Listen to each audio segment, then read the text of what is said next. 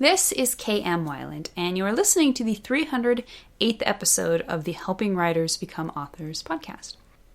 This week, I'm down in the trenches, battling away with what is very possibly my least favorite part of the writing process, creating an awesome, reader-grabbing story blurb for Storming's back cover. It's tough to boil down an entire story into a bare paragraph, and even tougher for someone who's as close to the story as the author is to be able to objectively pick out the most saleable bits and pieces of the story. But I keep chugging away at it. My favorite thing to do is start out with a log line, a single sentence description of the story. That immediately helps me boil the story down. Then the trick is fleshing it out into a longer description. I'm getting closer, but I still haven't quite got something that I or my critique partners are happy with.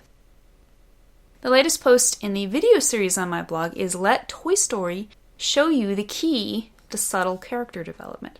It shows you how to make character development easier thanks to one fundamental rule. To find the post, visit my site at helpingwritersbecomeauthors.com.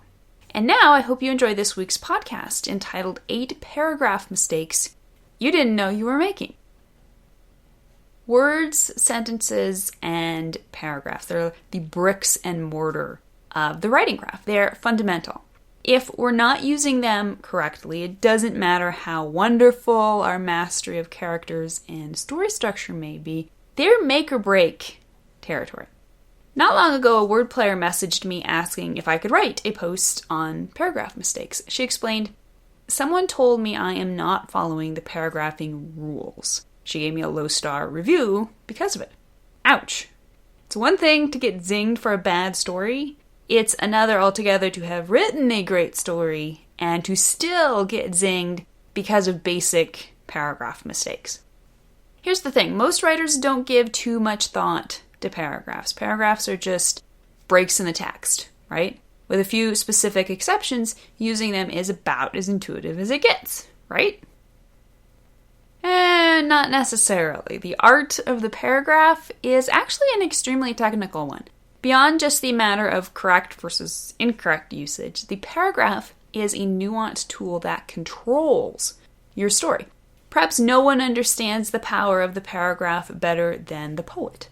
As Mary Gordon notes in her September 2015 interview with writer-editor Alicia Anstead, "I tell my students, if you are a writer, you have more power than the greatest tyrant in the world because of punctuation.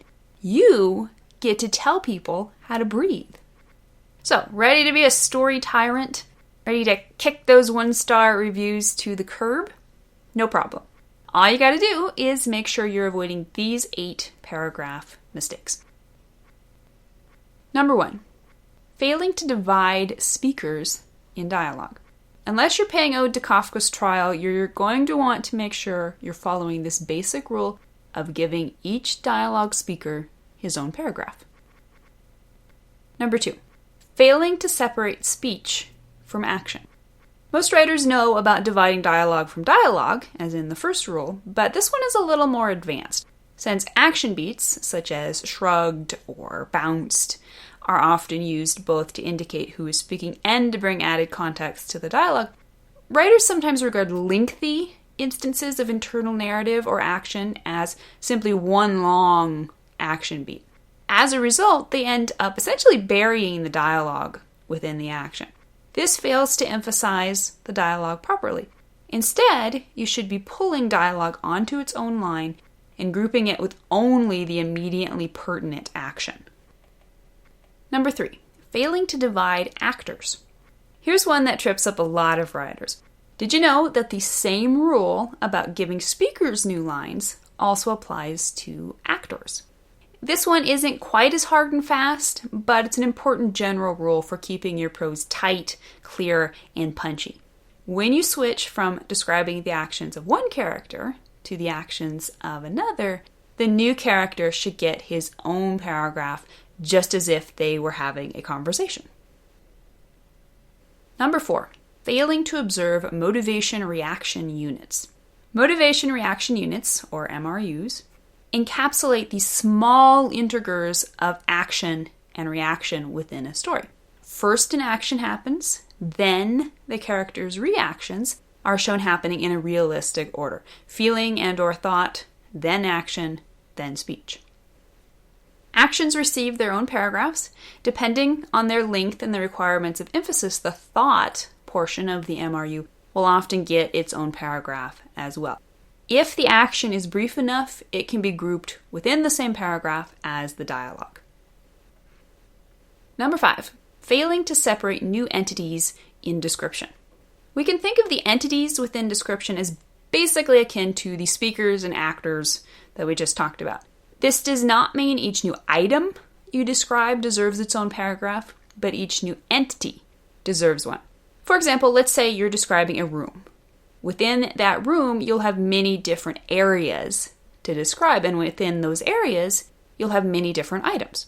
Each time you switch your focus to a new area, break with a new paragraph. In his book Zen and the Art of Writing, Ray Bradbury explained it like this. All the paragraphs are camera shots. By the way the paragraph reads, you know whether it's a close-up or a long shot.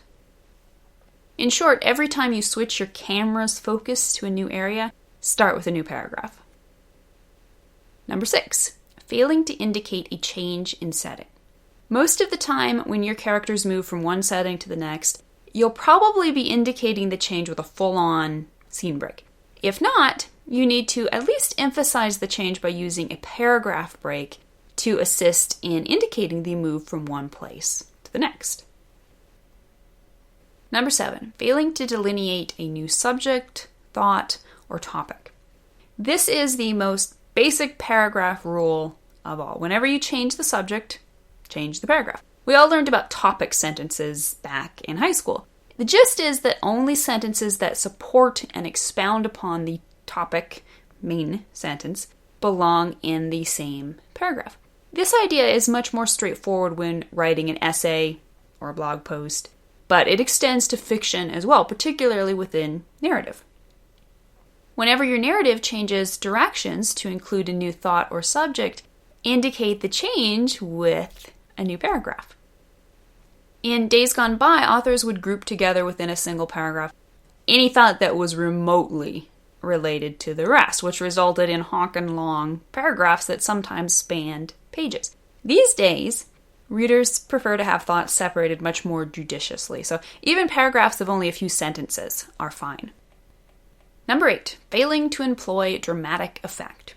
Sometimes an appropriate paragraph break can be instituted for no other reason than dramatic effect.